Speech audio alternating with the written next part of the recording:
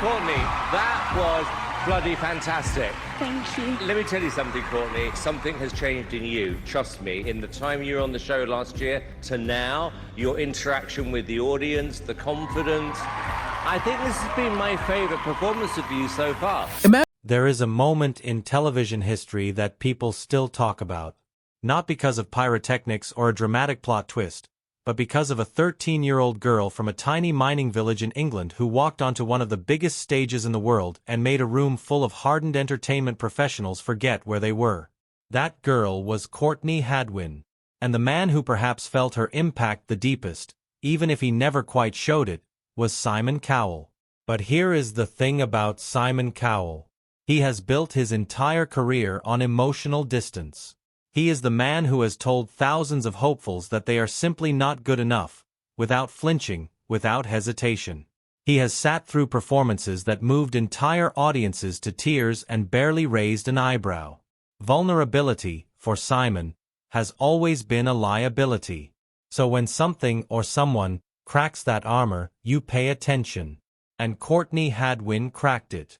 What happened next, though, is a story that goes far beyond a viral audition. It is a story about what the entertainment industry does to young talent, what fame costs a child who is not yet old enough to understand the bill, and why, years later, the people who put her in that position are left sitting with quiet regret. Courtney was born on July 6, 2004, in Heselden, a small former mining community near Hartlepool in County Durham, in the northeast of England. It is the kind of place where people know each other's names, where life moves slowly and the ambitions of a child with an extraordinary voice can feel both enormous and impossible at the same time. She grew up with her parents, Paul and Anne-Marie, and her younger siblings, in a household where music was not a luxury but a language. From a very young age, Courtney sang around the house. It was as natural to her as breathing. She began taking her voice seriously at around 9 or 10 years old, inspired in part by watching Connie Talbot perform on Britain's Got Talent. That moment planted something in her. By the time she was 11 and enrolled at the academy at Shotton Hall, she performed at a lunchtime open mic event, singing Say Something by A Great Big World and Christina Aguilera. Someone recorded it and posted it to Facebook. Locally, it went viral. Classmates who had sat next to her in class were stunned. This quiet girl had a voice that belonged somewhere else entirely, somewhere much larger. What followed were years of grinding work that most people never saw. Courtney buskied in local spaces to help fund her own singing lessons and cover travel costs for auditions. She trained at multiple academies across the region, developing her voice through discipline and repetition. Her father took on extra work, delivering pizzas and helping stretch the family budget so she could pursue her dream. Her mother championed her at every turn. This was not a family that handed a child fame on a plate. This was a family that sacrificed quietly so their daughter could chase something she loved. By 2015, she was already competing in notable events, reaching the grand final of Teen Star UK with a rendition of Bob Dylan's Make You Feel My Love. The following year, she won Hartlepool's Performer of the Year award and opened for Sister Sledge at the South Tyneside Festival in front of over 18,000 people. Then came The Voice Kids UK in 2017, where she auditioned with a fiery performance of Tina Turner's Nutbush City Limits, earned a spot on Danny Jones's team, and advanced all the way to the finals. She was not a viral moment waiting to happen. She was a fully formed performer, honed through years of effort, already mature in her craft before most people had ever heard her name. Then came America's Got Talent in 2018, and everything changed. She walked onto that stage looking like what she was, a shy, awkward 13-year-old girl from a small English village who seemed slightly overwhelmed by the scale of the room. The audience did not know what to expect. Simon Cowell certainly did not. And then she opened her mouth. The song was Otis Redding's Hard to Handle, and the voice that came out of that small, nervous girl was something that did not seem physically possible. Raw, raspy, powerful, ancient in its soul. She moved with a wildness and a confidence that contradicted everything her entrance had suggested. The audience erupted. Howie Mandel hit the golden buzzer almost instinctively, sending gold confetti raining down on a girl who looked both terrified and completely alive. Simon Cowell, the man who famously does not crack, sat rigid in his chair with an expression that people who watched that episode have never quite forgotten. He leaned back as if something had physically moved him. He called her a lion. He said she came out shy and then transformed into something else entirely. Within hours, the video was everywhere. Within days, it had accumulated views that most artists never see in a lifetime. The comparisons came fast. Janis Joplin, Tina Turner, Etta James. She was 13 years old. The world had decided, almost unanimously, that it was watching the birth of something extraordinary. She advanced through the competition, delivering electric performance after electric performance. She finished 6th overall, a result that surprised many who had considered her a frontrunner. But the placement almost did not matter. By the time the season ended, Courtney Hadwin had a global fanbase, a viral footprint that most established artists could not match, and the attention of one of the most powerful men in the music industry. Simon Cowell signed her to Psycho Music in partnership with Arista Records. At 14 years old, Courtney described the moment as a dream come true. She was excited to record original songs, to stay true to herself and the music she loved. She believed, as any young person would, that the door opening in front of her led somewhere she actually wanted to go. She was wrong. Not because the opportunity was not real, but because the machinery behind that door was not built for someone like her. The music industry is not a nurturing environment. It is a commercial one. It moves fast, demands results, and has very little patience for the internal journey of a teenager still figuring out who she is. The moment Courtney signed that contract, she entered a world that had already decided who she should be. The comparisons to Janis Joplin were not just flattering observations. They became a blueprint, a mold, a product brief. She found herself in back-to-back recording sessions with producers and songwriting teams who pitched sounds, hooks, and themes that she did not feel connected to. A typical stretch of days might involve meetings with label executives in the UK, a transatlantic flight, and studio sessions in the US, all before she had finished processing the week before. She was still a teenager living at home, still doing schoolwork, still figuring out the most ordinary things about life. And she was expected to deliver chart-ready music on a commercial timeline. She later spoke about how people around her were constantly telling her what she should sound like and who she should be. She described losing control of her own path during those years, feeling like a character being directed rather than an artist being developed.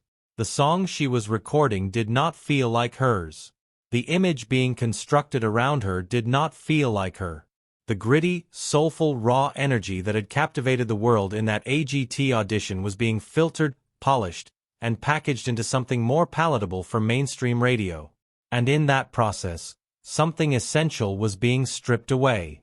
She began to withdraw. Social media posts grew infrequent. Public appearances became rare. Fans who had followed her journey closely noticed the silence and began to worry. Speculation filled the vacuum. Was she unwell? Had something happened? The truth was quieter and sadder than any dramatic story. Courtney was simply exhausted. She was a young person who had been placed inside an enormous machine, handed a role she had not fully agreed to, and was now trying to find her way back to herself. The pressure of that period left marks. She has since spoken openly about the mental and emotional toll of those years. The burnout, the loss of creative identity, the isolation of traveling between continents surrounded by industry professionals while missing the simple, ordinary life she had left behind in County Durham. She was praised publicly while struggling privately. The world saw a rising star. She felt like a girl who was slowly disappearing. And then there is Simon Cowell. It would be unfair to paint him as a villain in this story, because the reality is more complicated than that. Simon did not set out to harm Courtney Hadwin. He spotted an extraordinary talent and used the tools available to him, his label, his connections, his platform, to give her a path forward.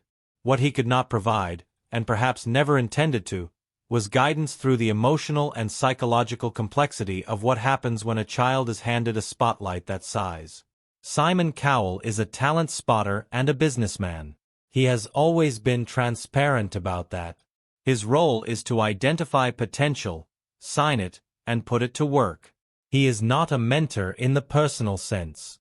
He is not someone who sits with a 14-year-old and helps her navigate the gap between who she is and who the industry wants her to be. That was never his job, and it was perhaps unrealistic to expect it. But the absence of that kind of support, at that critical stage of her development, left Courtney to navigate enormous pressure largely alone. Reports and retrospectives over the years have pointed to a growing awareness, within the industry and outside it, that the systems built around young talent in entertainment are often inadequate at best and damaging at worst. The pressure to perform, to deliver, to conform, to remain commercially viable while still being a child, these are demands that no young person should face without significant, genuine support. Courtney faced them largely without it. In recent years, as Courtney's story has resurfaced and gained renewed attention, clips and commentary have circulated suggesting that Simon has reflected on what happened during that chapter of her career. Whether those reflections have been stated publicly in verified settings or represent a more private reckoning is difficult to confirm. But the emotional weight of the story itself is undeniable. A man who has discovered hundreds of talents over decades of television, who has seen the machinery of fame chew through many of the people he has put forward, is bound eventually to sit with the question of what responsibility looks like in that role. Courtney's story puts that question in sharp relief, because she was not just a contestant, she was a child, and the world watched. What makes Courtney Hadwin's story ultimately one of resilience rather than tragedy is what she did with the silence after the storm. She did not disappear. She retreated, rebuilt, and returned on her own terms. Working with Grammy-winning producer Kevin Bowe, whose credits include collaborations with artists like Etta James and Joe Cocker, Courtney began writing and recording music that actually reflected who she was. No top-down deadlines. No mold to fit. No industry voice telling her what she should sound like. Songs like Monsters, You Only Love Me When I Lie, Breakable, and That Girl Don't Live Here emerged from that process. Honest, emotionally raw, deeply personal. Critics who heard them described the work as her most powerful yet. Not because of production polish or commercial calculation, but because of truth. You could hear in every note that this was someone who had been through something real and was refusing to pretend otherwise.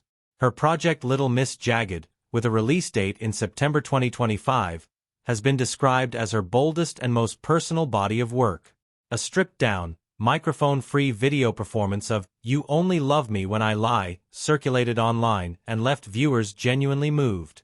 Journalists wrote about her sounding like thunder. Fans who had followed her since the AGT days described finally hearing the artist they had always sensed was there, fully unleashed.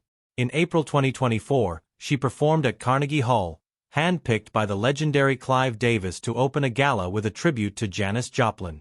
She stood in one of the most iconic music venues in the world, in front of an audience of industry legends, and performed with a kind of authority that only comes from having survived something and chosen to keep going. It was a moment that felt like the industry quietly acknowledging what it had nearly lost.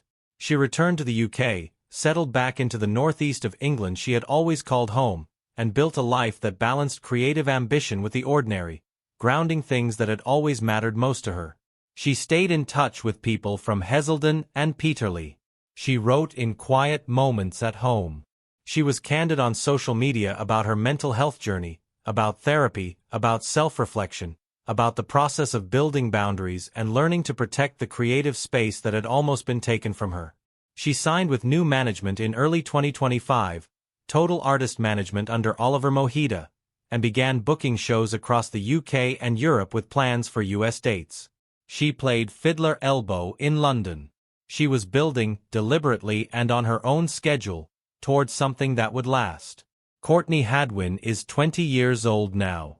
When you look at what she has navigated in less than a decade, the viral breakthrough, the label pressure, the identity crisis, the withdrawal, the rebuilding, it is genuinely difficult to believe she is that young.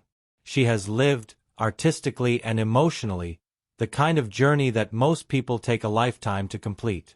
And she has done it with a clarity and a groundedness that speaks to the strength of the foundation her family gave her, and to something innate in her own character that refused to be permanently silenced. The story of Simon Cowell and Courtney Hadwin is not a simple one. It is not a story about a villain and a victim. It is a story about a system that was not designed with young artists in mind, and what happens when extraordinary talent meets that system before it has the armor to withstand it. It is a story about the gap between being seen and being truly supported. And it is a story that the entertainment industry, for all its evolution, still has not fully reckoned with.